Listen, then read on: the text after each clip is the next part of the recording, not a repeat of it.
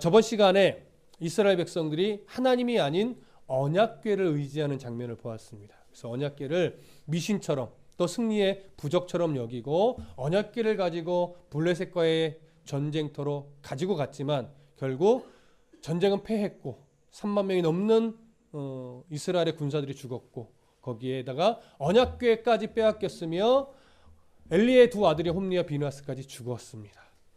오늘은 그 소식을 들은 엘리의 가문이 어떻게 되었는가에 대한 이야기를 우리가 나누게 됩니다.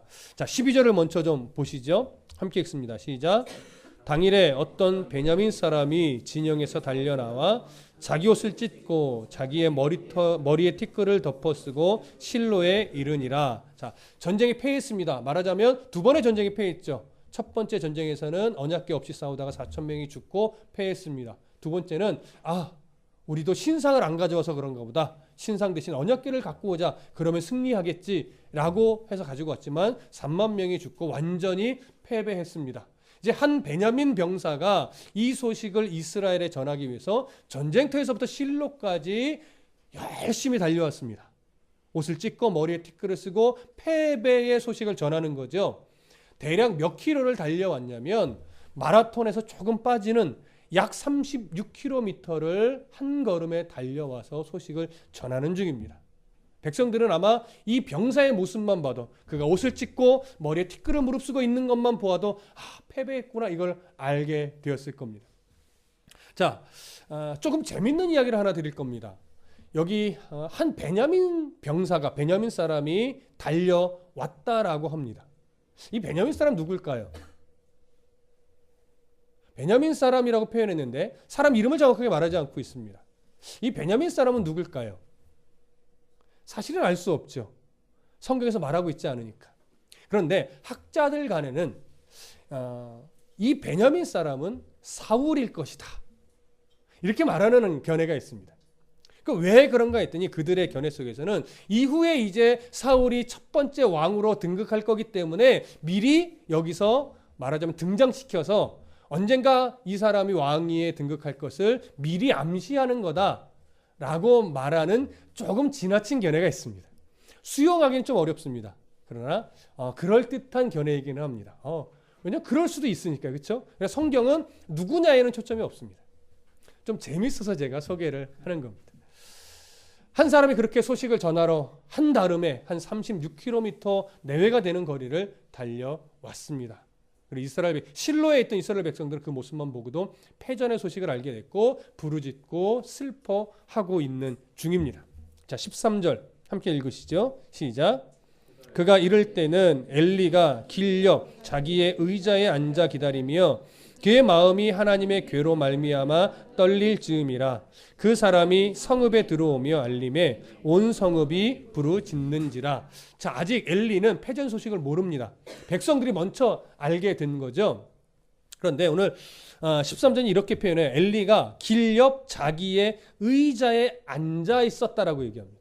자기의 의자라고 하는 것은 단순하게 그냥 앉아있는 어떤 상태를 표현하는 것이 아니라 아직도 이스라엘을 영적으로 다스리는 실권이 누구에게 있다? 엘리에게 있었다라고 하는 통치권을 의미하는 겁니다. 나이가 많아 늙어서 영적으로도 많이 어두워졌고 실제로 몸도 비대하고 죽을 날이 얼마 멀지 않았지만 이 사람이 아직은 통치권을 갖고 있는 거예요. 그럼 이제 통치권이 누구에게로 옮겨지기 직전인 거예요? 사무엘에게로 영적인 통치권이 옮겨지기 직전인 거예요. 아직 이 시대가 마감되지는 않았습니다. 자, 그렇게 그 통치권이 있는 의자에 앉아서 어떤 상태라고 성경이 표현하냐면 자기 의자에 앉아 기다리며 그의 마음이 하나님의 궤로 말미암아 떨릴 즈음이라고 합니다. 여기서 떨린다라고 하는 표현은요, 그냥 오한으로 떨린다는 게 아니라 심판과 관련하여 마음이 떨린다라고 하는 거예요. 그러면 엘리가 하나님의 궤로 말미암아 어떤 심판과 관련된 떨림을 가지고 있는 이유는 뭘까요? 좀 생각해 보셔야 돼요. 지금 언약궤가 어디로 갔다가 뺏긴 거예요? 실로에 있다가 전쟁터로 갔다가 거기서 전쟁에 패배하면서 빼앗겼단 말이죠. 그럼 언약궤를 엘리가 야, 니들 언약궤를 안 가지고서 패배한 거야. 그러니까 빨리 언약궤를 가지고 가. 그럼 하나님이 승리를 주실 거야 라고 하는 말을 엘리가 했을까요? 안 했을까요? 안 했을까요? 엘리가 안 했으면 어떻게 가져갔을까요? 엘리의 허락이 없이는 언약궤를 실로 성소 바깥으로 가지고 갈 수 있었을까요? 없겠죠. 그런데 엘리가 언약궤를 자기의 의지로 보낸 거라면 언약궤로 말미암아 마음이 떨릴 이유는 있을까요? 있을까요? 없을까요? 언약궤로 말미암아 떨릴 수는 있지만 그것 때문에 아직 승리의 소식, 그러니까 전쟁의 결과를 모르는 상태에서 굳이 떨릴 이유는 없을 겁니다. 그렇다면 이 얘기는 무엇에 대한 근거가 되냐면 엘리가 원하지 않는 상태에서 언약궤가 실로 밖으로 나갔다라는 의미가 됩니다. 무슨 말씀 이해되십니까? 언약궤는요, 기본적으로 하나님의 명령이 없이는 성소 밖을 나갈 수가 없습니다. 그런데 엘리는 그래도 대제사장이에요. 그래도 이전에는 나름 영적인 권위가 있었고 하나님께 쓰임 받았던 인물은 틀림없습니다. 나이가 들어갈수록 그것이 자녀의 일로 영적으로 어두워져서 많은 부분 실수하고 죄를 방조하고 했던 흔적들이 많이 있으나 그래도 영적 지도자로서의 경험이 있는 사람이에요. 그런 사람이 아무 이유 없이 하나님이 주신 말씀이 없었음에도 불구하고 언약궤를 보낼 리는 없습니다. 성경은 무엇이라고 드러내냐면 앞에서 장로들이 회의를 하여 언약궤가 없기 때문이다라고 결정을 하고 실로에서 전쟁터로 언약궤를 옮겼다라고 말합니다. 그렇다면 보십시오. 이것은 어떻게 내용이 연결돼야 자연스럽냐면 엘리 대제사장은 언약궤가 하나님의 뜻이 없이는 나가면 안 된다는 걸 알아요. 그런데 누구의 요구를 거절하지 못한 걸까요? 그렇죠. 총회의 결정이에요. 장로들은 총회를 의미하니까 총회의 결정을 막지 못한 거예요. 그리고 언약궤가 전쟁터에 왔을 때 백성들의 반응이 어땠어요? 마치 승리를 거머쥔 것처럼 함께 기뻐했어요. 이 얘기는 뭐라고 말씀드렸죠? 백성들도 그걸 원했다라고 하는 거예요. 그럼 결국 이건 뭐냐면 총회의 결정과 백성들의 어떤 기대를 무시하지 못하고 막지 못하고 어쩔 수 없이 뭐예요? 내준 거예요. 거기엔 누구도 한몫했을까요? 언약궤를 인솔했던 홈리와 비느하스의 어떤 의견도 무시할 수 없었겠죠. 그래서 결국은 어쩔 수 없이 엘리는 언약궤를 내보냈고 그로 말미암아 이 심판 하나님이 가만히 있지 않을 텐데라고 하는 두려움 속에 뭐예요? 지금 떨며 결과를 기다리는 거예요. 그럼 보십시오. 엘리가 분명히 바른 시선은 갖고 있었는데 어쩔 수 없이 내보냈다는 건 지금 엘리를 사실은 긍정적으로 그나마 보게 하는 면이 없지 않아 있으나 우리에게 무슨 교훈이 될까요? 말씀을 전하는 자가, 영적으로 인도하는 자가 무엇에 끌리면 될까요? 안 될까요? 세상에, 그리고 성도들의 말하자면 입맛에, 세상의 경향에, 유행에, 가치관에 같이 휩쓸려서 말씀을 근거로 아닌 걸 알면서도 그대로 가면 된다, 안 된다? 안 된다. 이 말씀이 저한테 굉장히 큰 두려움으로 사실은 옵니다.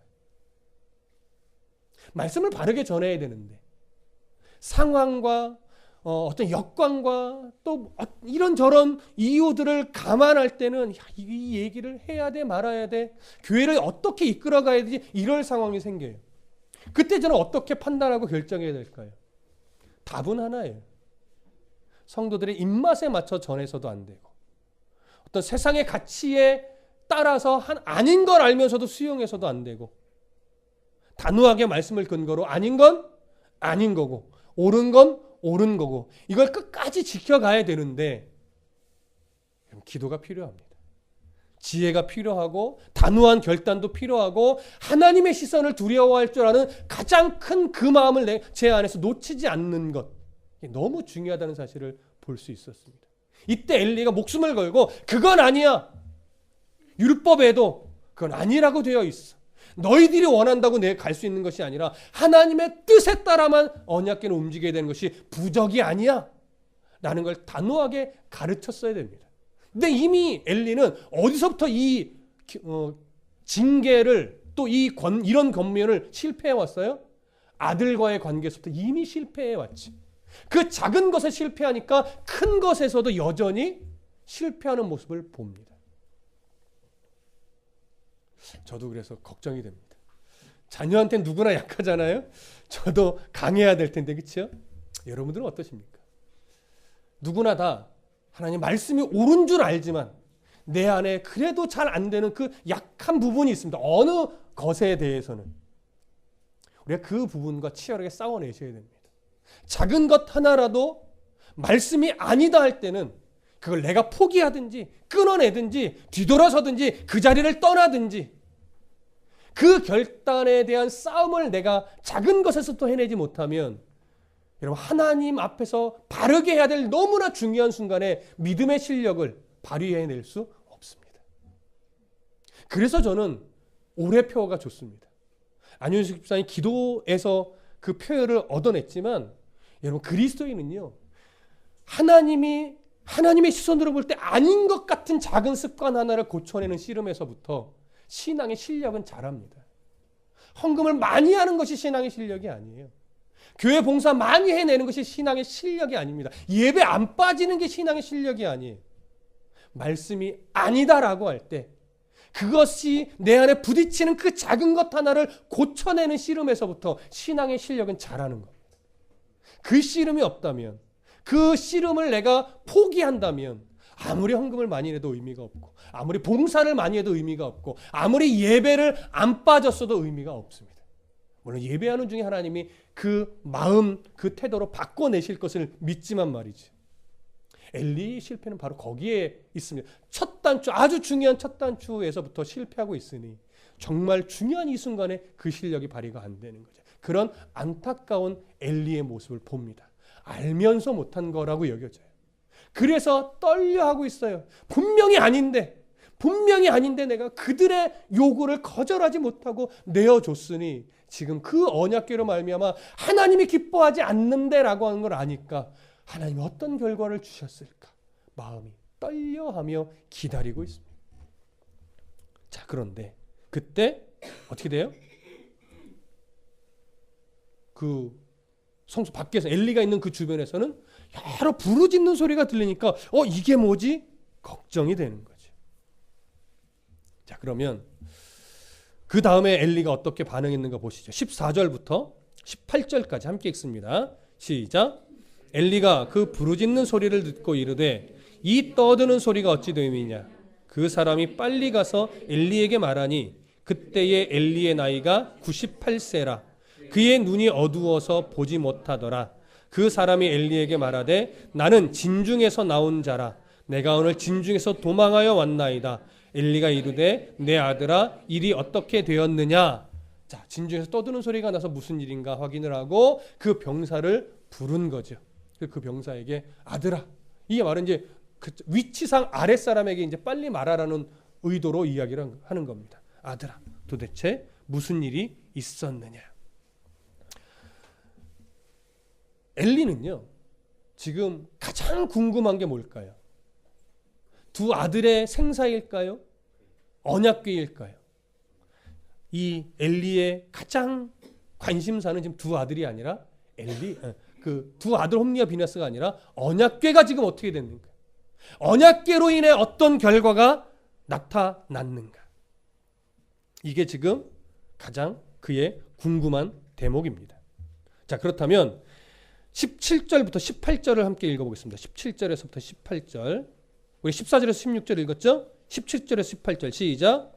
소식을 전하는 자가 대답하여 이르되 이스라엘이 블레셋 사람들 앞에서 도망하였고 백성 중에는 큰 사륙이 있었고 당신의 두 아들 홈리와 비느하스도 죽임을 당하였고 하나님의 궤는 빼앗겼나이다. 하나님의 궤를 말할 때에 엘리가 자기의 의자에서 뒤로 넘어져 문 곁에서 목이 부러져 죽었으니 나이가 많고 비대한 까닭이라. 그가 이스라엘의 사사가 된 지 40년이었더라. 병사가 드디어 전쟁 결과를 이야기합니다. 완전히 패배를 했고 두 아들도 죽었고 언약궤는 빼앗겼음을 알렸습니다. 근데 엘리는 무엇에 놀라 자빠졌어요? 말하자면 두 아들이 죽었다는 이야기 때문이 아니었어요. 언약궤를 빼앗겼다는 소식에 그는 큰 충격을 받아 뒤로 넘어졌다라고 말합니다. 두 아들의 소식이 마음 아프지 않은 건 아니었겠죠.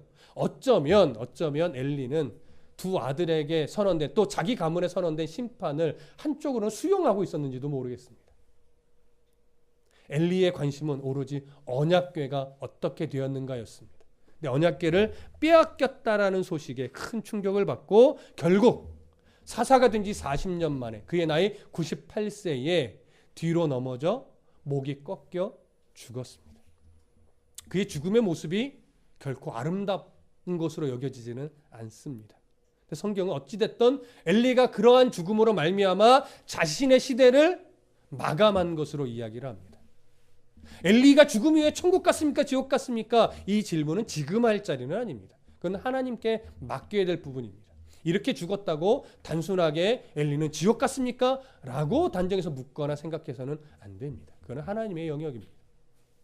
엘리의 시대가 이제 끝이 났습니다. 그러면 이제 영적으로는 누구의 시대가 열리는 거예요? 이제 사무엘의 시대가 열리는 겁니다. 곧 이제 사무엘의 시대가 펼쳐질 겁니다. 우리는 이 내용에서 이제 한 가지 질문을 좀 던져야 됩니다. 언약궤를 꼭 뺏겨야 했었는가? 안 뺏길 수도 있잖아요. 전쟁은 패배했고 언약궤는 안 뺏기고 이렇게 할 수도 있었을 텐데 하나님은 언약궤를 블레셋의 손에 빼앗기게 놔두셨습니다. 하나님께서 왜 언약궤를 뺏기게 했을까요? 아니면 언약궤를 뺏긴 건 하나님의 패배일까요? 우리는 그렇게 보기 어렵습니다. 왜냐하면 우리는 하나님의 속성을 압니다. 하나님은 패배하시는 분이 아닙니다. 그렇기 때문에 하나님의 언약궤를 뺏긴 건 하나님의 패배가 아니라 하나님께서 뜻이 있으셔서 자신의 언약궤를 스스로 블레셋 진영으로 뭐예요? 보낸 것으로, 넘겨준 것으로 우리가 보아야만 합니다. 그러면 하나님은 왜 자신의 언약궤를 이방 민족의 손으로 넘기신 걸까요? 분명히 이유가 있을 겁니다. 이유를 모를 때는 잘 들으십시오. 하나님이 언약궤를 이방 민족의 손에 넘긴 이유를 모르면 뭐밖에 안 남아요? 좌절과 실패의 아픔과 슬픔만 남아요. 우리가 패배했구나. 하나님이 이스라엘을 버렸구나. 근데 하나님은 언약궤를 블레셋 진영에 넘기면서 이스라엘을 버리신 걸까요? 우리는 사실은 성경의 전체적인 어떤 흐름을 어느 정도는 알기 때문에 하나님이 이스라엘을 버리지 않으셨다는 사실을 압니다. 그렇죠? 근데 당시 엘리와 당시 이스라엘은 어떻게 여겼을까요? 하나님이 패배했다라고 여겼을 것이고 하나님이 우리를 버리셨다라고 여겼을 겁니다. 그러나 하나님이 언약궤를 블레셋에 넘긴 건 이스라엘의 패배를 위한 하나님의 패배가 아니라 하나님께서는 이스라엘을 끝내는 징계의 수준을 넘어서 구원에 이르게 하고 그들이 하나님을 바르게 섬기게 하기 위한 의도로 넘긴 겁니다. 근데 아직은 그런 의도가 보여요? 안 보여요? 안 보여요. 이 상황이 정확하게 보이려면 이제 5장과 6장에 가면 정확하게 보입니다. 그러나 이 사실들이 보여지기 전까지 이스라엘의 입장에서는 우리는 패배했다. 우리는 버림을 당했다. 하나님은 이스라엘을 떠났다. 이런 절망스러운 소리밖에 내뱉지 못합니다. 그러나 하나님은 곧 이스라엘과 또 이방 민족인 블레셋 사람들 앞에서 하나님을 인정하지 않는 것이 얼마나 큰 잘못이며 하나님을 섬기지 않는 것이 얼마나 어리석은 것인가를 나타내실 겁니다. 지금 아직 그 일이 시행되지 않으니까 이스라엘은 그냥 절망의 소리만 하는 겁니다. 엘리는 절망의 충격을 가지고 결국 뒤로 넘어져 자신의 시대를 마감해 버린 거죠. 그래서 이 언약궤를 블레셋에 넘긴 이유에 대해서는 5장에서 더 확실하게 드러나게 될 겁니다. 오늘은 조금만 더 볼 겁니다. 자, 이제 19절부터 22절까지 함께 읽겠습니다. 시작. 그의 며느리인 비느하스의 아내가 임신하여 해산 때가 가까웠더니 하나님의 궤를 빼앗긴 것과 그의 시아버지와 남편이 죽은 소식을 듣고 갑자기 아파서 몸을 굽으려 해산하고 죽어갈 때에 곁에 서 있던 여인들이 그에게 이르되 두려워하지 말라. 네가 아들을 낳았다 하되 그가 대답하지도 아니하며 관념하지도 아니하고 이르기를 영광이 이스라엘에서 떠났다 하고 아이 이름을 이가봇이라 하였으니 하나님의 괴가 빼앗겼고 그의 시아버지와 남편이 죽었기 때문이며 또 이르기를 하나님의 괴를 빼앗겼으므로 영광이 이스라엘에서 떠났다 하였더라. 패전의 소식과 홈리와 비느하스의 죽음과 또 언약궤가 빼앗겼다는 소식으로 엘리가 죽었습니다. 근데 이 소식을 듣고 절망에 빠진 또 한 사람을 끄집어냅니다. 누구죠? 엘리의 며느리이자 비느하스의 아내입니다. 근데 그의 아내의 지금 상태는 거의 해산할 때가 가까웠는데 언약궤를 빼앗겼다는 소식을 듣고 또 절망 중에 갑자기 산고가 왔고 그로 인해 아이를 낳을 때 많이 괴로워했습니다. 이때 산파들은 남자아이를 낳았어요 라고 알려주는데 이 남자아이를 낳았다는 건 아시다시피 당시 이스라엘에서는요 이 여인의 어떻게 보면 생명줄과 같아요. 영광스러운 거예요. 하나님의 복을 받았다라는 증거예요. 특히 남자아이를 낳았다는 건.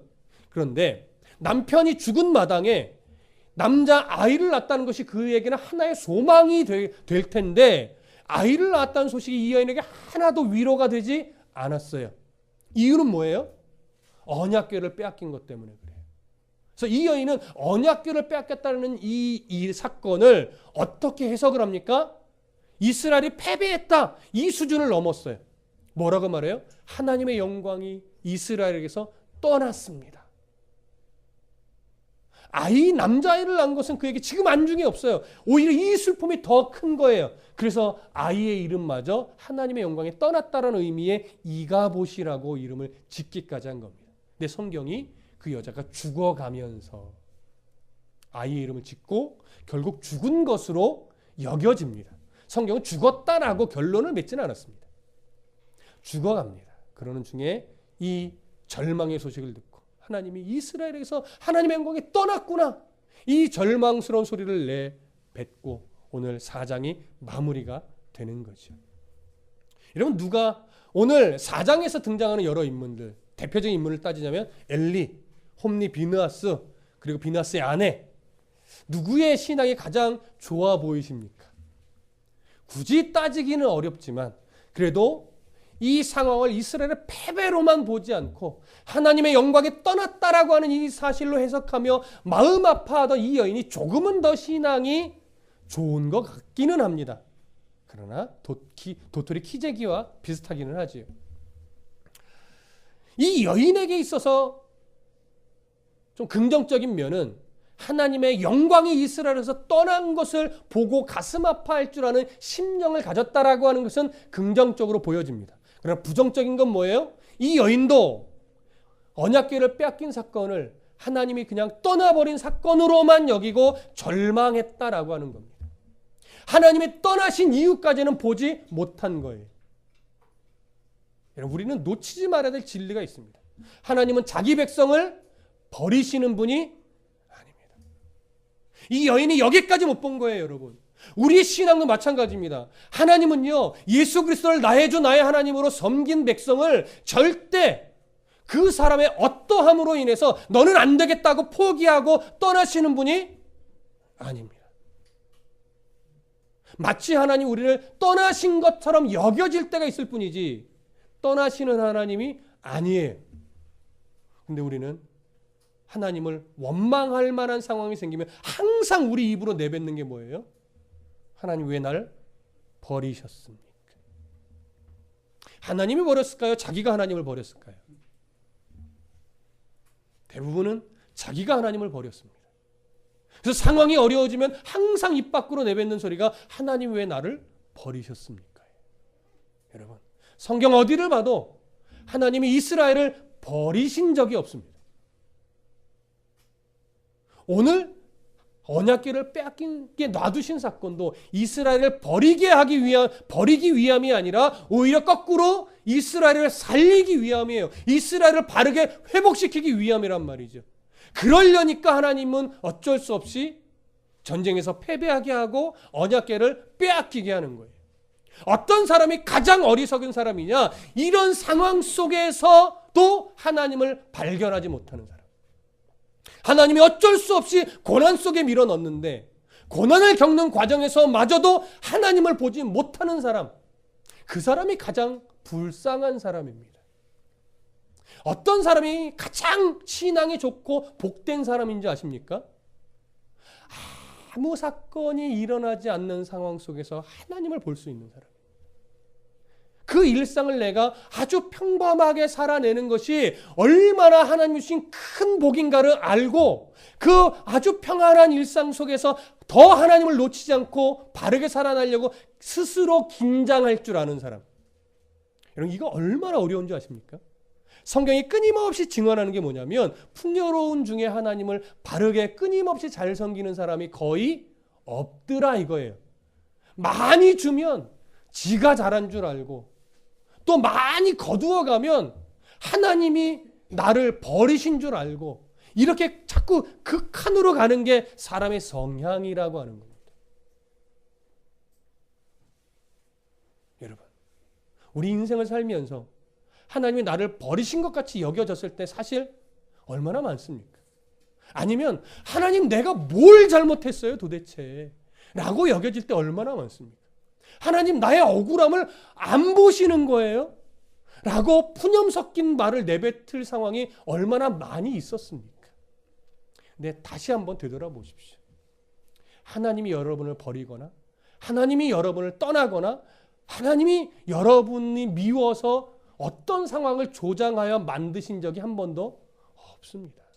내가 어리석었고 내가 하나님을 멀리했고 내가 교만에 빠졌었고 내가 탐심에 빠졌었고 내가 어리석어서 그런 상황이 만들어졌던 때가 거의 대부분이 아니라 다입니다. 그러니 여러분 오늘 어떤 상황에 놓여 있든지 제가 모르는 그 수많은 상황들, 우리가 다 이해할 수 없는 수많은 상황들이 여러분의 삶 속에 있었고 지금 또 있을 것이고 앞으로 또 있을 텐데 그때마다 언약궤를 블레셋에 넘기셨던 하나님의 마음을 발견하셔야 됩니다. 하나님은 이스라엘을 이스라엘이 되게 하기 위해서 하나님의 방법을 사용하신 겁니다. 거기까지 볼 수 있다면 절망하는 것이 아니라 믿음으로 그 상황을 견디어내며 하나님이 회복하실 때까지 하나님 바라보며 이겨낼 수 있는 거예요. 하박국 선지자가 고백을 했잖아요. 오직 의인은 믿음으로 말미암아 살리라. 예루살렘 성이 무너지고 바벨론에 의해 이스라엘이 멸망할지라도 하나님의 나라가 멸망하는 게 아니구나. 이전에는 예루살렘 성이 무너진다는 건 있을 수 없었고 어떻게 하나님이 세우신 나라 이스라엘이 멸망한다는 건 말이 안 된다고 생각했는데 그것 때문에 하나님이 망하는 것이 아니고 예루살렘 성이 무너져서 하나님의 나라가 세워진다면 이스라엘이 멸망하여 하나님의 나라가 곳곳에 세워진다면 그게 오히려 더 복된 거구나. 이걸 깨닫고 나서 오직 의인은 믿음으로 말미암아 산다라는 고백을 하박국 선지자가 합니다. 어쩌면 여러분 우리가 하나님 앞에 하나님의 의해 고난으로 밀려나는 것이 오히려 복일 때가 많습니다. 하나님의 도우심으로 말미암아 많은 것을 잃어버리는 게 복일 때가 많습니다. 교회를 목회하고 또 성경을 공부하면서 옛날 신학 교수이신 저는 그분한테 배운 적은 없지만 그 교수님이 이런 말을 한 적이 있었다라고 하는 것을 알게 됐습니다. 신학생들을 가르치는 자리에서 그분이 참 말하자면 가르치는 기술은 참 부족해. 그러니까 강의가 재미가 없었던 분이래요. 신학적인 어떤 깊이는 굉장한데 이 가르치는 말기술이 부족하다 보니까 바울처럼 이게 재미는 없는. 근데 너무나 진실하신. 예. 근데 그런 분이 그 예전에 이런 말씀하셨답니다. 한국 교회가 지금 계속 절망으로 빠지는 이유는 하나님 때문에 문 닫은 교회가 없어서 그렇습니다. 라는 말을 해요. 무슨 의미인지 이해되십니까? 하나님에 의해 기꺼이 문 닫을 수 있는 용기를 가지고 하나님 말씀대로 목회하는 교회가 없다 보니까 교회는 사람의 방법으로 커지고 사람의 방법으로 사람이 모이고 사람의 방법으로만 유명해지다 보니까 교회는 커지고 많아지고 재산도 늘어나고 성도 인원수도 많아지는데 하나님은 없는 교회가 너무 많아졌다라고 하는 거예요. 그것이 한국교회를 병들게 하고 있다라고 하는 말씀을 하셨는데 여러분 그게 사실은 옳은 것 같습니다. 교회는 때로는 하나님 때문에는 문 닫을 수 있어야 합니다. 하나님이 세워가시면 세워질 수도 있고 하나님이 문 닫으시면 닫을 수도 있는 겁니다. 그런데 우리 안에 자꾸 뭐가 고정관념이 박혀 있어요? 교회는 어떤 무슨 수를 써서라도 키우고 늘려야 되고 계속 커야 된다는 거지. 그래서 교회 성장학이라는 강의를 들으면 항상 뭐가 있냐면 하나님은 빠지고요. 방법론만 수없이 많습니다. 어떤 프로그램을 도입하고 주변과 어떤 관계를 맺고 어떻게 하면 교회가 빨리 성장한다 이거예요. 그래서 예전엔 저는 그런 강의까지 들었습니다. 일단 건물을 짓고 봐야 된다. 여러분 성장학으로 보면 맞는 말이에요. 성장학으로 보면. 그리고 주요 요충지에 교회가 있어야 되고. 그렇죠? 가끔 저한테 그런 말하는 사람이 있어요. 목사님 서울 가까이에만 교회를 좀 세우셨으면 저도 그 교회에 갔을 텐데.